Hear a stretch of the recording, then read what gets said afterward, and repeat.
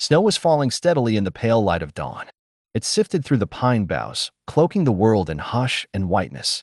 Under the oldest tree on the ridge, a small shape shivered against the roots.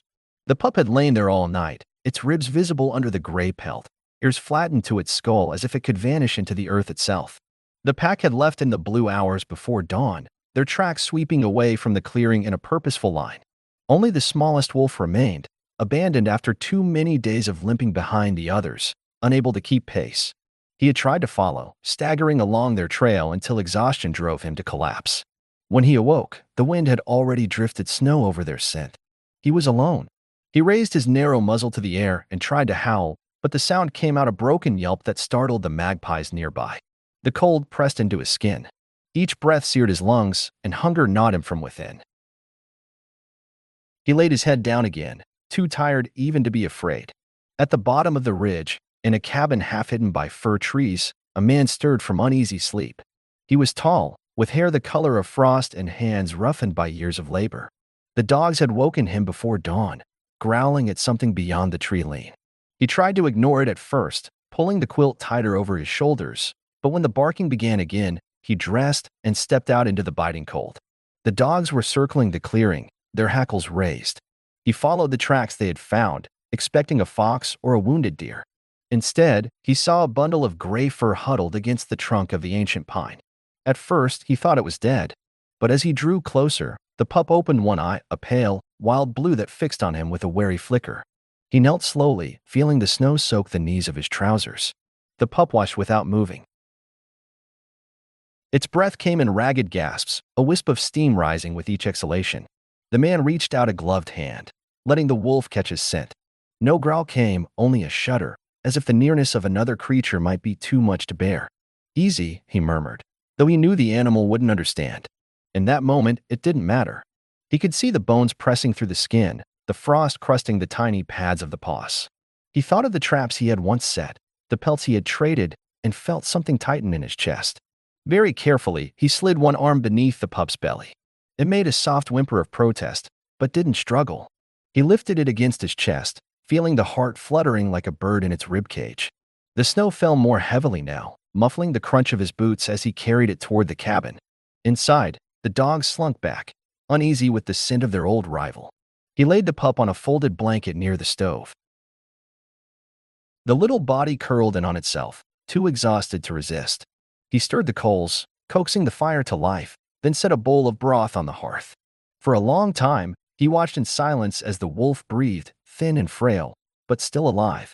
He did not know what compelled him to save it, only that the thought of leaving it to die felt like a kind of betrayal.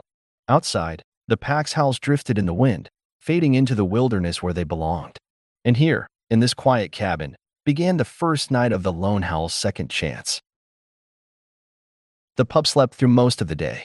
Every few hours, the man checked its breathing, half expecting it to have slipped away between one heartbeat and the next. But each time, he found the narrow chest rising and falling, the blue eyes sometimes fluttering open, dull with exhaustion. When dusk came, he tried offering a strip of boiled venison. The pup only sniffed at it weakly before turning its head. The man set the meat aside and instead dipped a rag in the warm broth, letting the wolf lick the moisture from the fabric. It was a slow process, but when he saw the pink tongue reach out again, something eased in him. The dogs watched from across the room, puzzled and displeased. Now and then, the oldest would creep forward to sniff the newcomer, ears flattened in suspicion. But the man gave no scolding, only a quiet look that sent the dog retreating to the corner. Outside, the storm gathered strength. Wind rattled the shutters, and snow piled against the door. In the little pool of lamplight, man and wolf faced each other, creatures born to different worlds but sharing, for this moment, the same fragile warmth. That night, he dreamed of a trail through the pines, of paw prints filling with snow. He saw the pack slipping away, their eyes turned forward, never glancing back. And in the dream, he was the one left behind, shivering in the darkness, calling out to them. When he woke, the pup was watching him. Its ears twitched as if it recognized something in him, some echo of the same loneliness. He spoke softly, voice rough with sleep. "You're not going to die. Not here." The wolf closed its eyes, and for the first time, its breathing grew steady. Morning broke with a hush so complete it seemed the world itself had stopped to listen. The man rose, feeling the ache in his spine, and crossed to the stove. The pup stirred when he came near, lifting its head with effort. He tried again with the venison, this time tearing it into smaller shreds and placing them near its nose. The wolf sniffed, hesitated, and then, with visible strain, took the first bite. Its jaws worked slowly, uncertainly, but when it swallowed, the man felt relief bloom in his chest. Day by day, the little wolf grew stronger. It began to lift its head without help, to turn its ears toward every sound. Though its limbs were still thin as saplings, the pup stood for the first time by the end of the week, legs quivering with the effort. He found himself speaking to it as he worked, simple observations, questions that never expected an answer.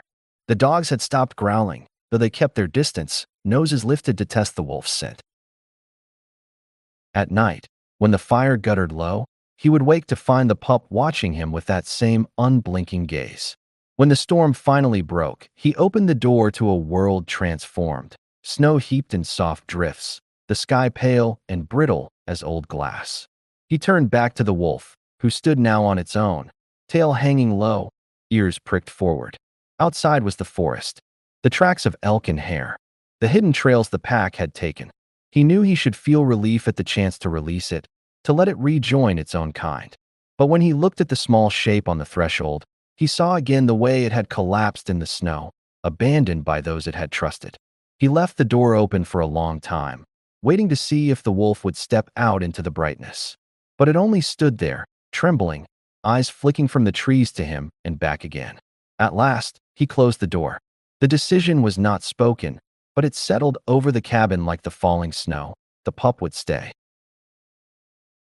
Spring came slowly that year, melting the drifts into rivulets that ran down the hillsides. The man turned the soil in his small garden and patched the roof. Each evening, the wolf crept a little farther from the hearth, testing its legs, learning the limits of the walls. Its coat grew thicker, soft gray threaded with pale cream along the throat and belly. The first time it trotted across the yard on steady legs, the man felt a rough laugh catch in his throat. It was almost unrecognizable from the shivering creature he'd carried from the trees. Still, something in it never quite eased. Even as it gained strength, the pup never joined the dogs in their games.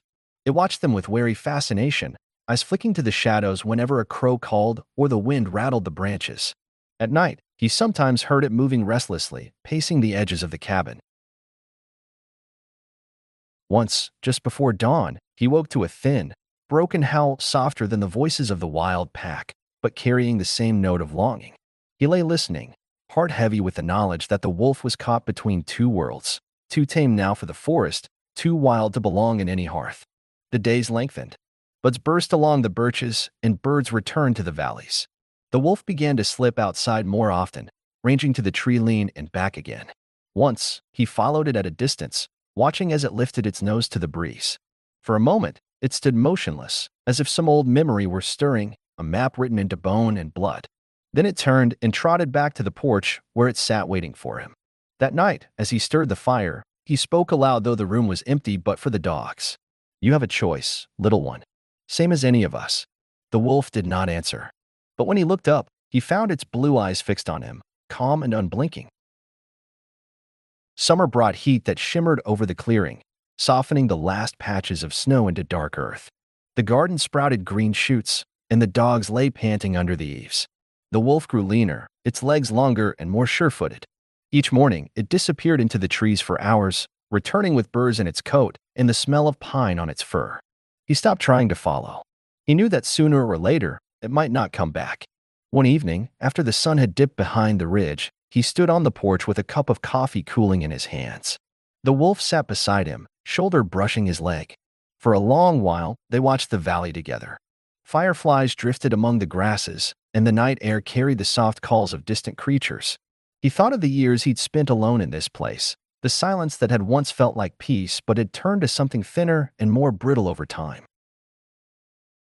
The cabin had never been meant as a home, only a refuge he'd built when the world had grown too loud. But in the company of this silent, wild creature, something in him had shifted. When he looked down, the wolf's gaze was fixed on the darkness beyond the clearing. Its ears twitched at some distant sound, perhaps the memory of the pack, calling from the far hills. "You can go," he said quietly, though he knew it didn't matter whether the words were understood.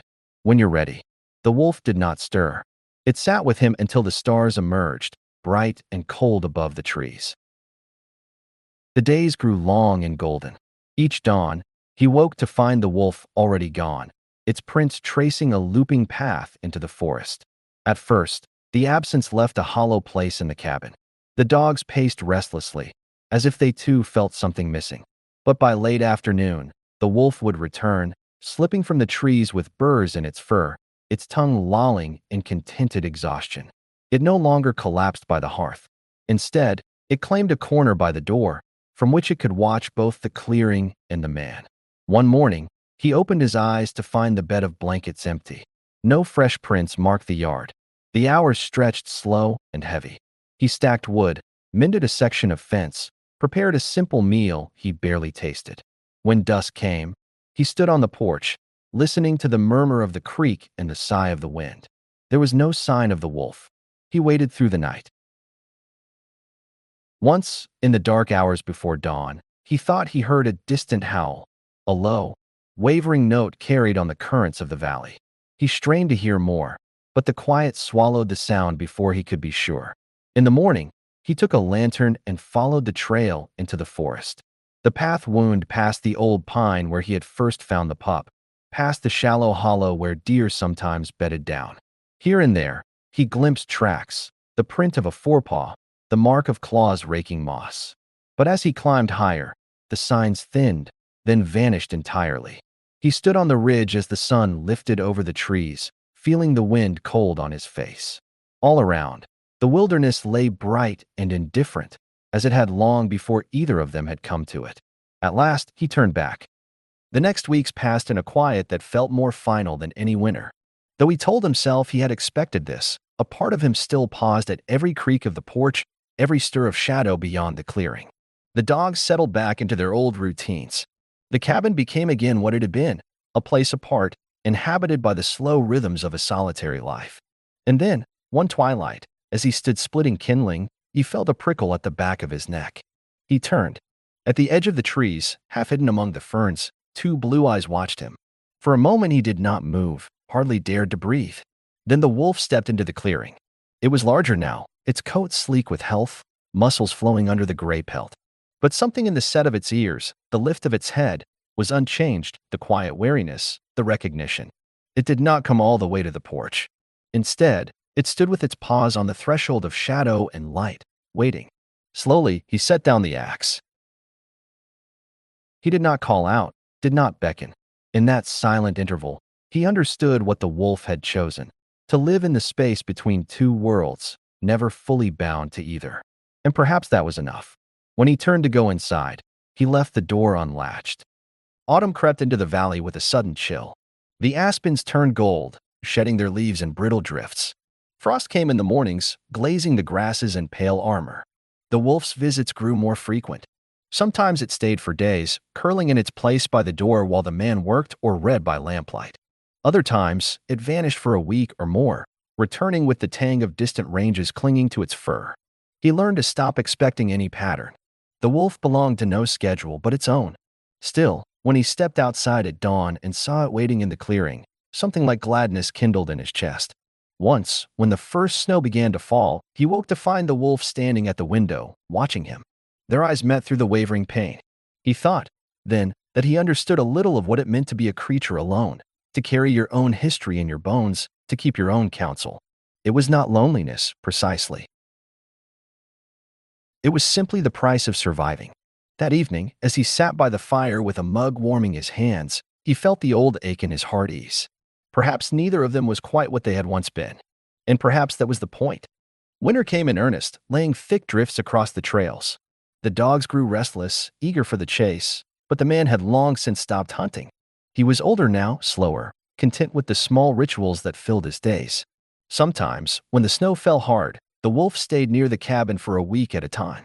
It lay on the threshold, nose resting on its paws, eyes half closed as if dreaming.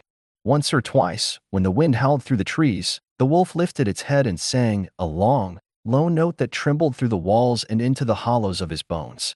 He did not try to silence it. The song was not for him. It was for all the things the wolf had lost and found again, for the memory of the pack that had turned away, and the life it had built in the quiet spaces between. In those moments, he felt himself closer to understanding. Some creatures could never truly be tamed, and that was not a flaw. It was their nature. One morning, after a night of heavy snowfall, he stepped outside to see the wolf already waiting. Snow crusted its fur, but its eyes were bright. He paused, feeling the cold seep into his skin. "Welcome back," he said, though he knew it would always come and go as it pleased. The wolf tipped its head, ears flicking.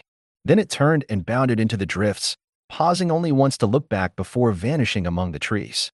He watched until the last trace of gray disappeared into the white, and for the first time in many years, he felt no sorrow in the parting.